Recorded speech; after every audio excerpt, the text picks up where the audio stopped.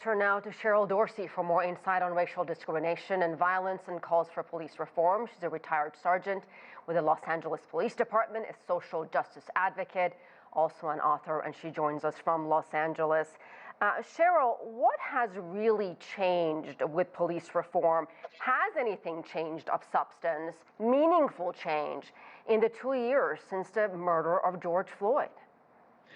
Nothing has changed in the 2 years since the murder of George Floyd. Nothing has changed in the 6, 7, 8 years since there was a spate of deadly police force incidents, beginning with Eric Garner and Mike Brown and Asieh Ford and Tamir Rice and Sandra Bland and Sam DuBose, and I could go on and on. So no, nothing has changed. And listen, did they really need an investigation over there in Minneapolis to know that there was rampant discrimination? I mean, after all, their former police chief, Dario Arredondo, actually sued his police department because of racism. Derek Chauvin didn't get to compile 20+ personnel complaints because he was mistreating white people. They wouldn't stand for it. And so I find it insulting that now they're clutching their pearls and acting as though that this is something that they're just becoming aware of. You know, I was talking to my colleagues here, asking many of them, do they feel safer now than 2 years ago? And every single one of them told me they don't, and they still have a deep mistrust towards the police. So Cheryl, I guess the question is, what needs to change? What needs to happen? Because according to what you're telling me, nothing has been done in the last 2 years.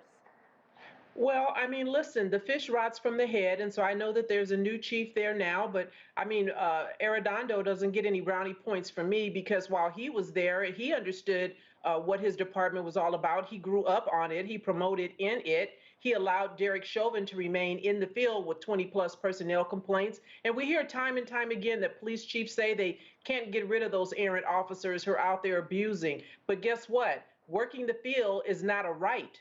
And so I know firsthand that you can pull an officer out of patrol and tie them to the desk, have them work in the station or some other assignment where they're not dealing with the community day in and day out.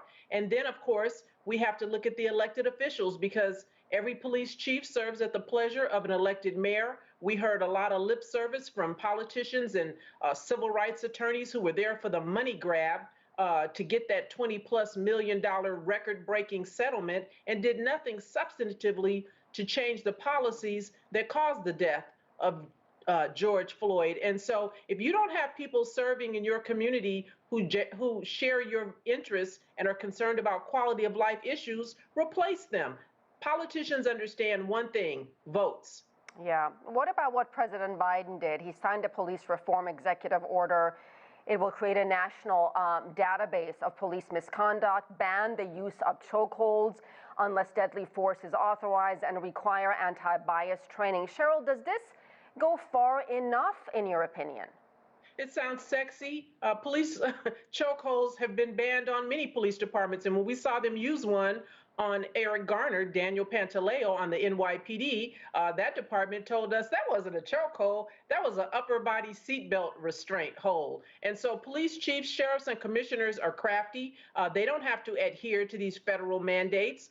All politics are local. And so these police chiefs are the ones that are going to discipline and adjudicate this misconduct when it occurs, or fatal encounters if we have one. And so no, this does absolutely nothing to stop what we see going on. The president talked about no-knock warrants being banned on a federal level, but guess who doesn't serve federal narcotics warrants?